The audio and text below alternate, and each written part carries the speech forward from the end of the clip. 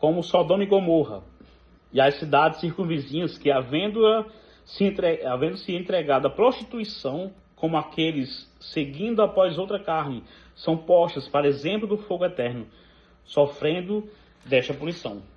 Nós vemos aqui o exemplo aqui, né?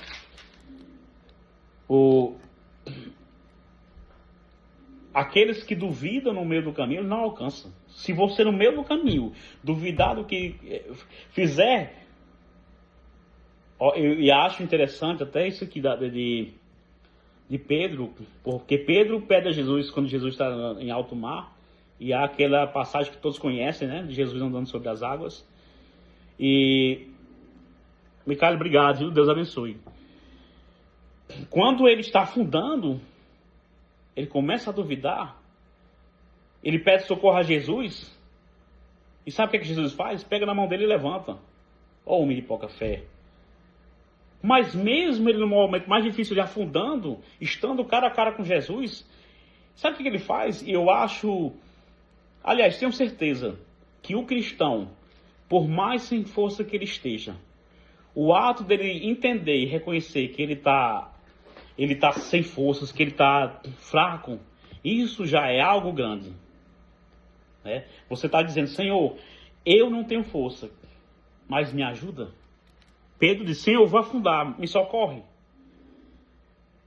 Está passando um momento difícil aí? Grita para o socorro. Diz, olha, Senhor, me ajuda, porque eu estou sem força, mas se o Senhor me socorrer, eu sei que o Senhor pode.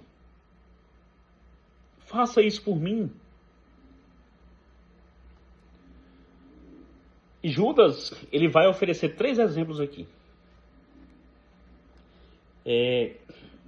Sobre aqueles que resistiram, né,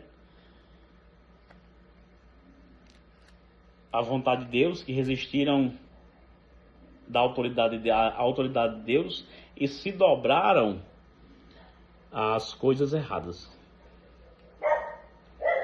E Judas está dizendo ali que Deus julga os ímpios, os apóstatas, os falsos mestres, né? O versículo 5, os israelitas incrédulos, ele dá o exemplo, o primeiro exemplo, os israelitas incrédulos que foram enterrados porque não creram, apesar do que tinham visto, eles foram enterrados, transformaram em cemitério ali, aquele deserto, de tanta gente morta porque duvidaram do próprio Deus. Ele dá o exemplo dos anjos infiéis, né? Que estão agora presos em trevas, em escuridão, porque desobedeceram a Deus. E dá o exemplo também das cidades lá da Sodoma e Gomorra, que foram queimadas pelo fogo. Então, eu quero que você entenda que nosso Deus, ele é amor. Porque Deus amou o mundo de tal maneira. Mas eu quero que você saiba também que Deus é justiça. Não se pode estar brincando com as coisas de Deus. A palavra de Deus é santa. E eu preciso respeitar isso. Eu não posso estar brincando. Olha, por exemplo, de Israel.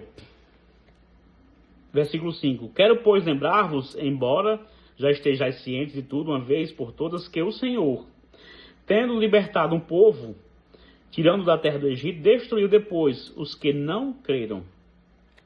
Nós, então, aprendemos aqui que a incredulidade é o primeiro caminho para o fracasso. Quer ter um desastre na sua vida, perca a fé. O povo perdeu a fé e pereceu por isso. Eu digo para você essa noite, não perca a sua fé.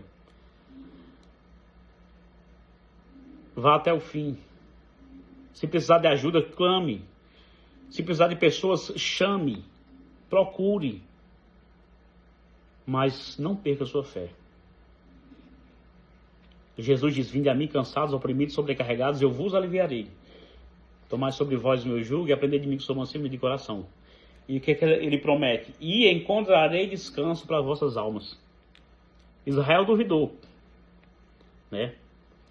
E nós vemos que o final ali da incredulidade é perecer.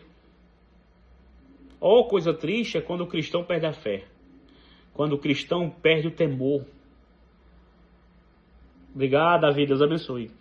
Ou coisa triste é quando nós cristãos perdemos a nossa sensibilidade com o Espírito Santo, que é o nosso elo de ligação com Deus. Isso é doloroso para cristão. O cristão que já teve intimidades com Deus, que já viu Deus operar milagres e maravilhas, e que porventura, independente do que seja, tenha se afastado, ele sente tanta saudade de Jesus que você não imagina.